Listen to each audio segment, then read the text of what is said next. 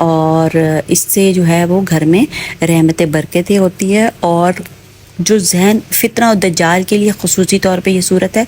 और जहन जो हमारा मुंतशिर हो जाता है, मतलब फितने वही होते हैं ना कि दिमाग में आपके उल्टी सीधी चीज़ें आ रही हैं, तो उससे भी इंसान बचता है। तो सूरत कहाफ की जो है ये एक आयत है और बहुत ही प्यारी आयत है। अल्लाह की रहमत और मामलात में रहनुमाई की जो है ये दुआ है।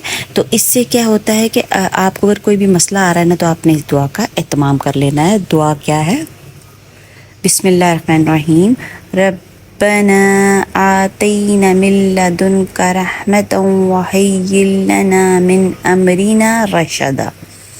तर्जुमा भी बहुत ही प्यारा है। ए हमारे रब, हमें अपनी तरफ से रहमत दे और हमारे काम में दुरुस्ती फरमा। माशाअल्लाह, सुभान अल्लाह, अल्लाहु अकबर।